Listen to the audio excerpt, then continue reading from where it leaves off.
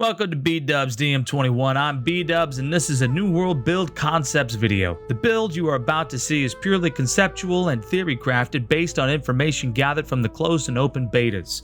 These have not been tested and all skills, passives, and other details are subject to change as we head into launch. This build guide is purely to convey the concept of the extremely robust custom class system New World introduces, and to hopefully provide you some direction when you make the journey to Aeternum. Today, we build the Gladiator, a tank class designed for people who like to cheat death and play dirty. Built exclusively with PvE in mind, this is an original design concept by yours truly. Alright everybody, let's get into the Gladiator build. It's been a while since we've really had a chance to get into sword, shield, sort of theory crafting, because quite frankly, there's not too much to theory craft with this weapon. Now, we did do the Warden build before, which ended up being a support build that focused mainly on the swordsmanship abilities, but for this one, we're going to go for what this weapon was truly intended for, and therefore talk about tanking. That's right, we're talking about a proper tank build for PvE encounters. Naturally, this class is going to wear heavy armor, very heavy armor, with tower shield, as much defensive mitigation as you most possibly can get. All right, we're not going to play around here with trying to get weights going correctly because, well, quite frankly, if you have a shield, it is impossible to get a light equip load.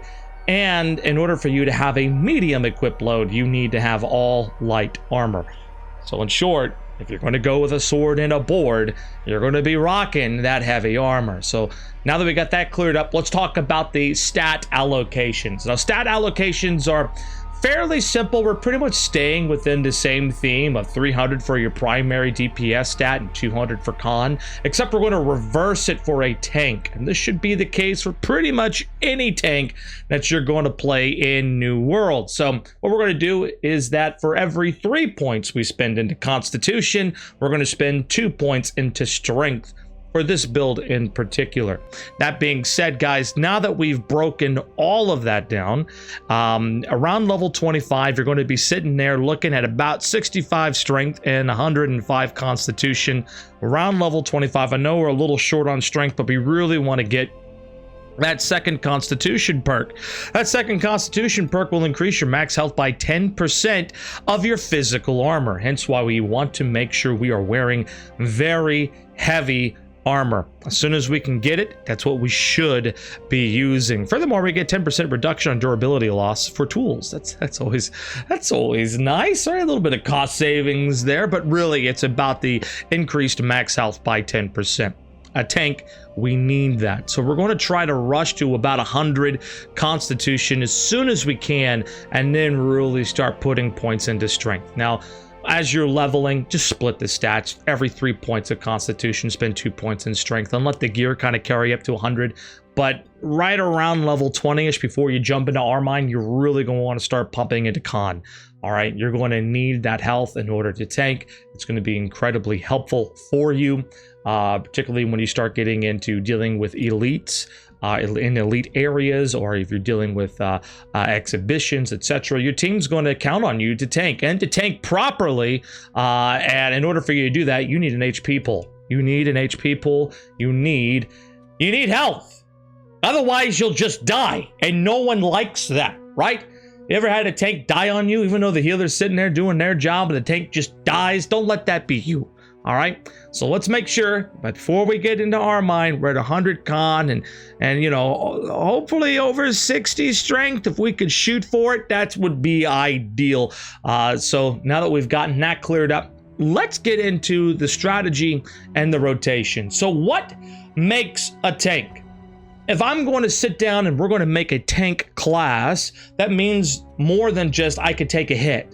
Tanking is a lot more involved than just, oh, I could take a hit. Yay! No. Okay, there's a lot more to it.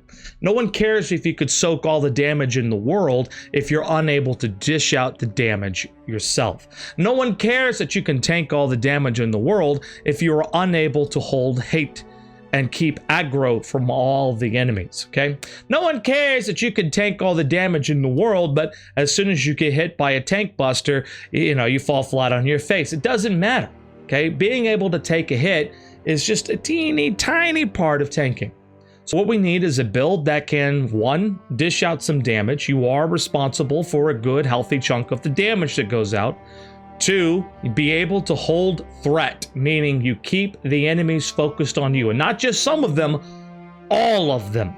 Okay, that's number two. Number three, we're going to want some restorative, some way of keeping ourselves alive within our kit beyond just using potions. Okay. And then finally, number four, we need real mitigations. Ways when the tank buster really comes out and we really need to stay alive, can we do it? And if you can answer all of those questions, then you have a proper PvE tank, okay? So let's get into the Gladiator. The Gladiator starts off, we'll go ahead and take a look at the sword and shield first, and I mean, it's pretty clear to see here, we're pretty much mainly going defender. You have two taunts on the defender line. The first taunt is Shield Bash. This is a short range taunt, but it is Carnelian Gem compatible. Pretty much anybody you hit will cause the monsters to focus only on you. And this is for a 6-second period of time. Now, you need to maintain damage after that 6-second period of time with your Carnelian Gem slotted weapon in order to keep those enemies focused on you. Because if all you did was Shield Bash and then stood there doing nothing, the enemies would be off of you in about 6 seconds, and then they would be all over the place fighting whoever they want. All right, and that wouldn't be good. So we got to keep up our damage. We got to keep up our rotations after that. The second taunt we have is also the best mitigator in the game. This thing will keep you alive. It features significant damage mitigation. Final Stand is an 8-second buff where all damage is reduced to 30%, 50%, okay? If your health is above 50%, with a perk down the line. And then naturally, this is also Taunt Gem compatible. And this is one of only two Taunt Gem compatible abilities with an 8-meter range. We're going to talk about the other one later. But in this one, this is one of only two with an 8-meter range. That is thick. And we like thick. Taunt Gem capable items, because when monsters spawn or things go wrong, you know, you need that big AoE taunt in order to make sure everybody cares about you and everybody wants to fight you. This one is the best form of PvE crowd control you can have, because it stacks all enemies on you. And also, it really does a good job of allowing your DPS to maximize their damage because, well, everybody's stacked on you. You're the center of attention. And that's a good thing. And not only that, but since this is a Taunt Gem compatible weapon with an 8-meter range, you also happen to have that huge stack of mitigation. So you can tank through this for 8 seconds, which is plenty of time for the DPS to take some of that pressure off of you. Very, very good skill. So finally, we also have Shield Rush. We've talked about Shield Rush before in the past on the Warden build, but this is a very, very solid gap closer, exceptionally better than Leaping Strike. But one of the big things is that this is also a mitigator. This is one of your mitigation tools. This, on a successful hit, will weaken all enemies by 10%. It essentially is a 10% damage mitigation. So if you know there's a tank buster coming up or there's a huge ad spawn, if you Shield Rush, boom, they're all weak, they do less damage, and therefore you live longer. Very good ability for mitigating that damage. Love having it. The next weapon we're going to have on the Gladiator build is the Hatchet. What? No, seriously, the Hatchet. I have actually had people question me when we're doing our live streams over on twitch.tv/BDubzDM21. Yeah, check it out. It's great. Anyways, while we're streaming over there, I actually had people ask me, why Hatchet? How is Hatchet a tanking weapon? Well, two things. One, its primary stat is strength, so it works perfectly with our sword. Yay. Two, it has the only invulnerability in the whole game, and it's set to a 60-second cooldown. Defy Death is a ridiculously good ability in both PvP and PvE, in the sense that it enables you to go invulnerable. It is automatically triggered when your health drops below 0. Instead of dropping to below 0, it puts you back up to 50, so it's actually a 50 HP heal if you look at it that way, and it will make you invincible for 3 seconds. Now, a lot of people are probably saying, well, 3 seconds doesn't seem like a very long period of time. No, it's plenty of time. That's plenty of time for you to hit a potion. That's plenty of time for the healer to take control of the situation, get you back up. But one of the biggest things is that sometimes the damage that happens to you is just so strong in PvE that if you don't have Final Stand, then you have Defy Death. So say Final Stand's on cooldown, you made a mistake in your rotation, oh no, and now we need an invulnerability. Just switch to the Hatchet, take that hit, pop Berserk, heal back up, use a potion, the healer will take control of the situation as well, hopefully, and you'll get back up to full in pretty much no time. And that is more or less the basic concept here with this build. Okay? So now that we have a decent understanding of how we're tanking with this build, oh wait, one more thing, Berserk. Berserk is also Taunt Gem compatible. See, Hatchet is a tank weapon. And that being said, it also shares that 8-meter radius pull. Those are the only 2 weapons that feature an 8-meter radius pull. These are the only 2. These are the only 2 weapons that will enable you to pull all enemies within 8 meters of your location. There are other taunts out there, like Shockwave, for example, but that's only a 4-meter radius. And let's face it, it's not that big. We've all seen the Shockwave radius. It's not that big. Well, this is twice the radius. It's a really, really, really big taunt, right? All right. And then, of course, we have Reap for the axe. It's another...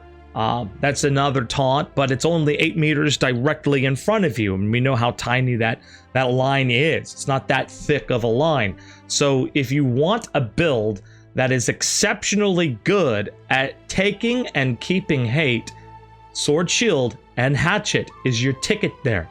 Not only that, but it also features 2 of the best mitigating abilities in the entire game, and a mitigation that you can pop every 15 seconds. So with mitigation on demand, self-healing from both weapons, and the best taunts in the game, which make you the best tank you most possibly can be, there is no better choice than the Gladiator build. Now, I can already hear some people saying, but BDubz, what about the Paladin build with the max constitution and the 200 focus? That guy can tank all day. We'll talk about the problems with that build here in a little bit. Maybe not in this video, but I will eventually come out with a video with an alternative Paladin build for you to consider. And I think in that video, we'll probably talk about my problems with the popularized existing Paladin build that has been made popular by another content creator. Now, nothing bad to say about that other content creator. We just have a significant difference of opinion as far as what a tank is and what constitutes a tank. Not to mention a few other issues that I have with that particular Paladin build. It's very popular right now. Some people are running it, but and that I feel there's a lot of folk who see that video and think that's how I tank in New World. So my hope is to convince you that no. There's another method that is far more effective and will help you clear dungeons faster without resorting to using a life staff. Life staff, I think, on a tank build is silly. We'll get into the reasons on that when I come up with the alternative Paladin build. I don't want to drag everybody into that mess, but I do have a Paladin build in mind, and no, it does not deal with a life staff, and we'll talk about it when we get to that build, but that's not today. So let's get back to the sword and board. Let's go over each and every single ability and all the passives that come along with it. So the overall strategy here is that at the beginning of an encounter in any dungeon pull, whether it be trash or a boss, we're going to open with Shield Rush to immediately apply our damage mitigation, particularly this AoE damage mitigation that we get here with the improved Rush. This is amazing. We want this. After the initial pull with Shield Rush, we are going to Shield Bash. When we get in trouble, or maybe we pulled too many, we're going to pop Final Stand. Otherwise, we leave Final Stand alone as not part of our regular rotation. So the sword and board rotation is fairly simple. Shield Rush. It's a rush forward 5 meters, knocking back foes and dealing 125% weapon damage. It is set to a 20-second cooldown. Then we get the Improved Rush. This is our weaken. We've talked about this already. And then we get the Intimidating Rush. On successful hit, all enemies within 5 meters are 30% slowed for 4 seconds. This is pretty good. It keeps everybody nice and tight for your Shield Bash. So this is really nice, really nice. And not only that, but this is an AoE. This is an AoE slow, as opposed to a single target slow. And there's no conditions that apply to it. If you hit them, they're slowed. And that's a really, really good thing. All right. After that, we're going to follow it up with the Shield Bash. This is the Taunt Gym compatible shield here. This does 50% weapon damage, and it will stun foes in front of you for 2 seconds. This is really good. A 2-second stun in any game is wildly good in both PvP and in PvE, and for this to be attached to a tank build makes me feel very, very happy. This is on a 25-second cooldown, so you're not going to be able to use it too often, but the good news is that we have other taunts at our disposal to keep and hold aggro. The next thing is the Shield Bash causes greatly increased threat and 100% more damage. So now our Shield Bash is doing 100% weapon damage, because 100% more, right? That means 50% more. It's now 100% weapon damage, so very nice, very good perk to have. And this causes more threat. This makes it easier for us to hold aggro on whatever target it was we used the bash on. And then finally we get Concussive Bash, which then increases the Shield Bash stun duration by 1 second. So if it's already 2 seconds, now it's 3 seconds. And with our heavy armor build, this is now a 3.6 second stun.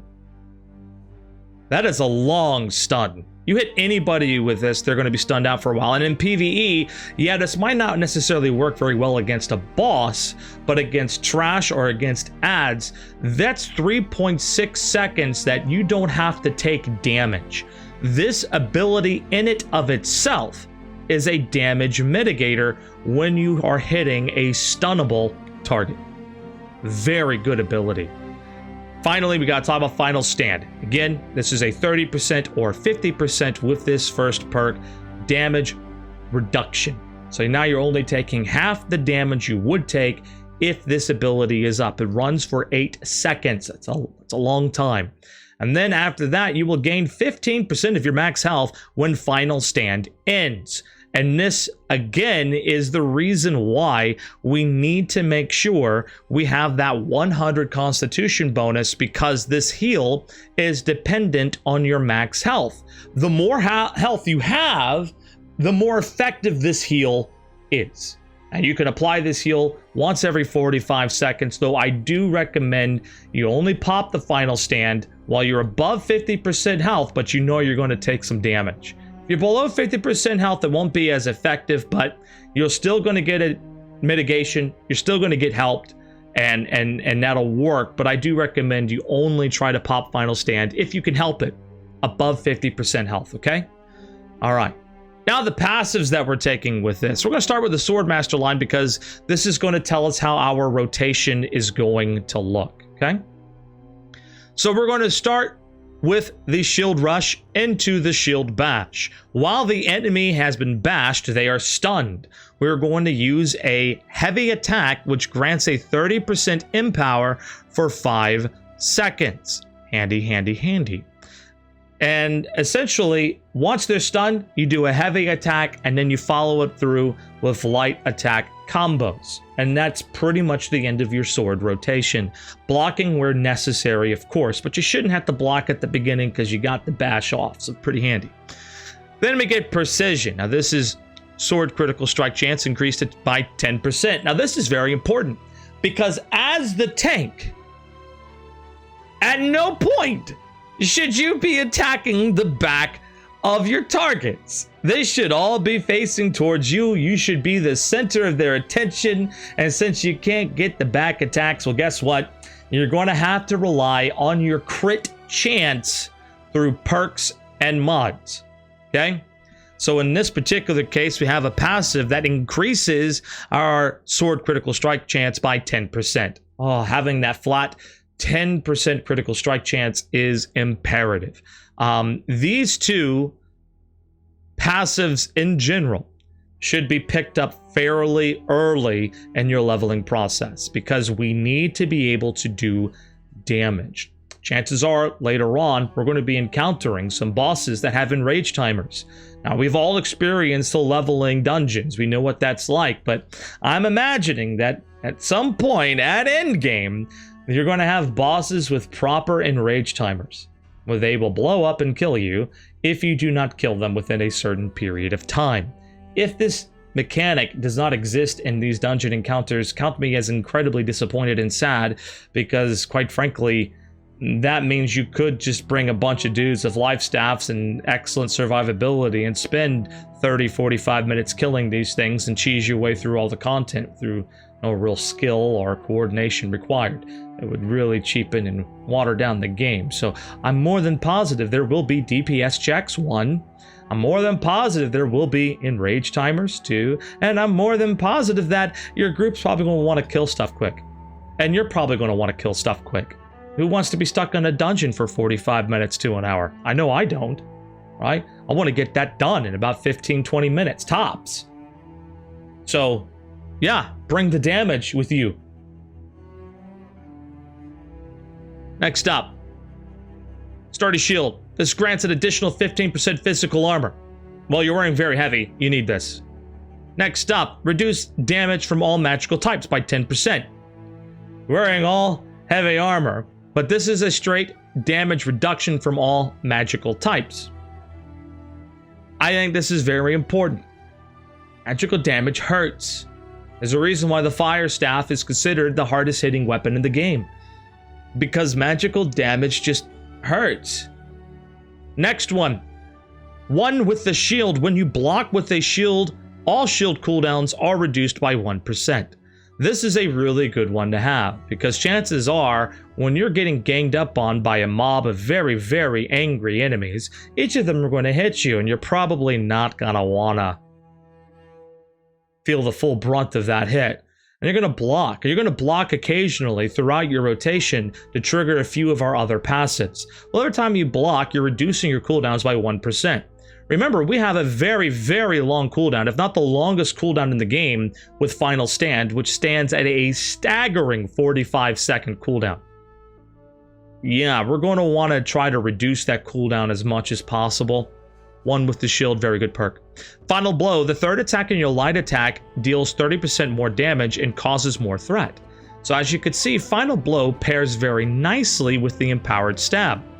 Once you bash, you Empowered Stab, and then you do a light attack combo. Not only are you going to get an empowerment from the 5 seconds of 30% empower you get from the heavy attack, but now we're getting an additional 30% more damage on the final blow of the light attack, which is really, really strong, and it causes more threat. So this helps us keep the boss or whoever it is we're fighting on us. Very good stuff. But it also does more damage, which I don't know about y'all, but I like damage. Damage is good. So we're going to take that. Next one, stamina damage is reduced by 15% when blocking a melee attack with a shield. Now you might be wondering, well, why didn't you take high grip too? Because this is the same thing, but it's a ranged attack. When you are tanking in a dungeon, your job is to keep that boss and all enemies as still as possible, facing away from the party. Positioning is incredibly important. You cannot be running around the entire dungeon like a chicken with their head cut off, you know, screaming and yelling everywhere, because that just doesn't work. Okay? DPS likes to DPS. We really enjoy DPSing, right? That's a good thing. All right? So we need to be able to sit there and block the melee hits, and the longer we can block those melee hits, the better off we'll be. Okay? With the ranged, for the most part, if the enemy is far away from you, dodge. Just dodge. Yeah, but I'm wearing heavy armor, BDubz. Dodge. Most range damage is thrust damage, which means that it has a very small hit window, okay? It's teeny tiny, okay? You can barely see it. And so just a simple sidestep to the left will dodge a lot of your ranged attacks. It's very handy and it works. Just dodge. Okay, next up, defensive training. When you block an attack, gain 10% fortify for 5 seconds. This then gives us the next hint for our rotation. If we're going to stay in sword shield after our initial opener of the shield rush, shield bash, heavy attack, light attack combo, then block the next attack. Now you have 10% mitigation for 5 seconds.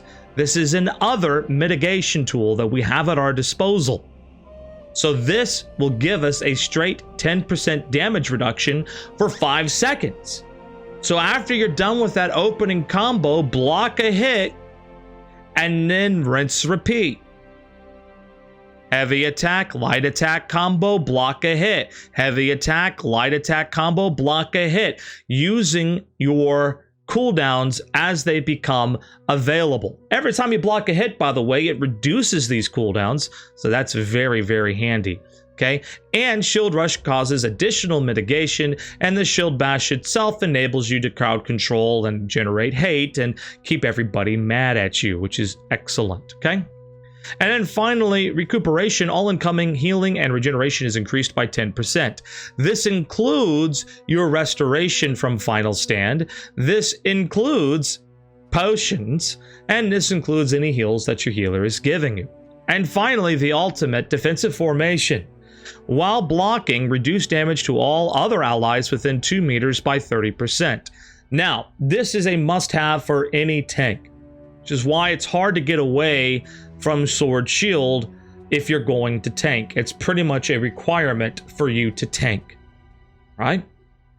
This right here, in the event that the boss is doing AoE damage that hits all people in your party, they're going to want to stack on you.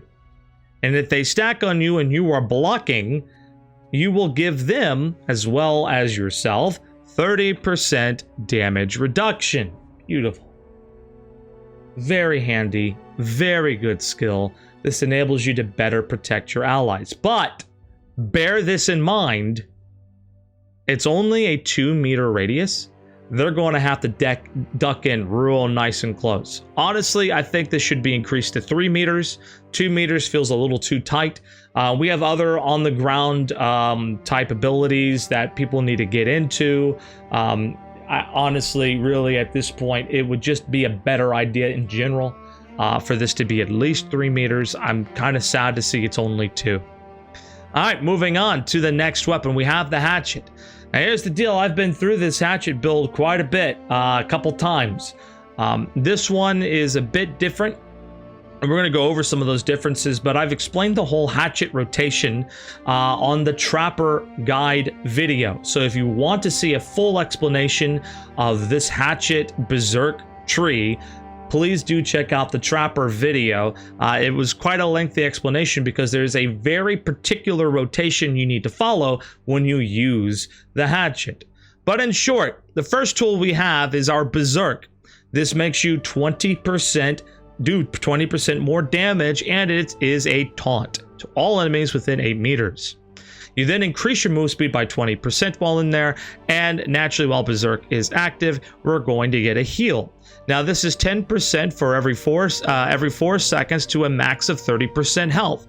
This is actually a really, really good heal. This is a 30% heal. Okay? this is actually quite handy. Anything we can do to get health back, anything we can do that helps us out here is very handy, and this allows us to do that. Then naturally, if you ever get stuck in a crowd control, like a stun, a slow, or a root, you could pop Berserk to break out of it. And then you have Uninterruptible Berserk, which while in Berserk, your attacks are uninterruptible during Berserk, and you cannot be staggered. Okay? Uninterruptible just simply means you cannot be staggered. It does not keep you from being rooted, and that does not keep you from being slowed, as far as I am aware. Okay? It just doesn't interrupt you. It's not like Grit. It's close to Grit. It's kind of like Grit, but it's not like Grit. All right? Now, one of the important tools that you have at your disposal is Fortifying Strikes here. This is a 15% damage absorption. Really handy. This is actually stronger than the Fortify you get for blocking with the shield. The Fortify, the 10% damage reduction. This is a 15% damage reduction. This is actually a better mitigator, better passive mitigator you get, and you pick it up while doing damage. 3 light attacks, and that's an important part of your combo. As your combo will be 3 light attacks, heavy attack, 3 light attacks, heavy attack. Or 3 light attacks, heavy attack, Raging Torrent. 3 light attacks, heavy attack. You get the idea. Yeah, this is really, really, really good. The next thing that we need to keep an eye on here is that we are taking Sprint Attack. This is not something I normally take on Hatchet builds, but for the sake of the fact that you're wearing heavy armor, Sprint Attack then suddenly becomes necessary. Why? Well, you need to close distances, and you can't do a dodge roll. And so both of your weapons need to have some form of gap closing in order to allow you to stay on target, okay? So the target's below 30%, Feral Rush does 20% more damage. Pretty handy. We did pick that one up. The reason why we opt not to get Crippling Strikes for Feral Rush is because it only works if you hit the target in the back. You're the tank. You should never really be hitting anything in the back. So why take that passive? Doesn't make sense for us, so we don't take it. Another important thing you need to know as far as tanking with the Hatchet is that you have something called Frenzied Purge. This is a really good passive. It's one of the best defensive passives in the game. When you drop below 30% health, you can purge all dots. That includes burns, bleeds, that includes poison, all right? You can just purge them all, get rid of them, just by hitting somebody with the Hatchet. Very, very handy. And then naturally, we've talked about Defy Death. This enables you to basically not die, and you can do this once every minute, which in a boss encounter is a lot. You can practically die several times during an encounter, and no one would never really know the difference except for a very panicked and stressed out healer who is freaking out every single time your health drops to 50 inexplicably for no reason. So the great thing about the Berserker is that not only does it protect you and give you an invulnerability and give you access to very easy to achieve fortify stacks, right? But it does a lot of damage. It enables you to do that other part of tanking, which is doing damage. Being able to beat down a boss fast and quickly enables you to clear content faster, more reliably, and let's face it, if the boss dies 5 minutes sooner because you decided to fight and attack the boss, it might not be that exaggerated, but even a minute, even 2 minutes, that's a minute or 2 of damage you're just not going to have to take. Oftentimes, your best mitigation is just getting the target dead. And the sooner the target dies, the less likely you are to subsequently perish. The longer a fight goes on, the more stressed players become, the more mistakes they make, and the harder things get. You want the boss to die. You want to do damage. The Berserker tree essentially makes it easy for you to do damage, not get staggered. And if you happen to drop where you would have taken lethal damage, you now have an invulnerability. Plenty of time to hit a potion. Plenty of time for the healer to take control of the situation. Plenty of time for that Berserker heal to kick in and give you a little bit of health back, right? There's a lot of ways you can strategize your attempt at clearing difficult boss encounters if you have access to these types of tools. So the Hatchet gives it to you. It doesn't just give it to you, it gives it to you in spades. And then finally, we did take the aimed throw with our spare skill point from the crippling strike string. And the reason why we have the aim throw here is because sometimes there are moments in encounters where you cannot close gaps. You just simply cannot get to the boss. Whether you're trying to avoid floor telegraph type abilities and you don't want to get hit, you need to dodge out of the way, or maybe there's some type of obstacle between you and who you're fighting, right? An aimed throw enables you to always be casting. In MMOs, we have this phrase, particularly in PvE encounters, and it's called always be casting, always be casting, always be casting. If you are not doing damage, then you are not progressing the phase of the fight. The only time you should be sitting there doing nothing is when the boss decides to leave the arena for a little bit only to come back later. Right? If there's nothing for you to hurt, then I guess there's nothing for you to do. This does happen occasionally in boss encounters throughout many different genres. So I would imagine it would happen here in New World as well. Sometimes the boss just decides to go away for a little bit, right? But if for whatever reason you can't reach the boss, you can still do damage. You still have a responsibility to do damage. And this isn't a lot of damage, but it's damage. Chuck the shield at the enemy, at the shield, the axe at the enemy, but be mindful if you need to block an upcoming attack, because the aimed throw does consume your stamina. So be mindful of your stamina when you do need to throw your hatchet. Throwing the hatchet also probably not a terrible pull. I do recommend when it comes to pulls on bosses to go in melee style as opposed to trying to pull using the throwing hatchet. But in some situations where maybe you don't want to pull too much unwanted attention, the throwing hatchet might actually work better for a pull in order to reduce the number of mobs that you are fighting in any given encounter. So you do now also have that option. Just make sure that you tell your friends, hey, wait for the enemy to get to me, then engage once I've applied my taunt, because the throwing axe is not a taunt. Yes, you will need to have a carnelian gem inside of your hatchet in order for the berserk taunt to work. You should have it in there because not taking advantage of the second best taunt in the game sounds a little silly. So there you guys have it. That is the Gladiator build, complete with shield bashes, shield rushes, big mitigation, and the ability to survive any encounter, including tips on how to properly build for your first expedition. I hope you found this video incredibly helpful, and why don't you come on back for a few more build videos. Don't forget, we got a playlist full of them. Yeah. It's like, there's gonna be like 8 by the time this video comes out. Or shortly thereafter. So go check them out! Playlist, naturally, in the description down below. Also, be sure to tune into our live streams, which air on Tuesdays and Thursdays at twitch.tv/BDubz-DM21. And subscribe! Because I'm lonely. And I need friends. I'll see you next time. Thanks for hanging out with me. Have a good one.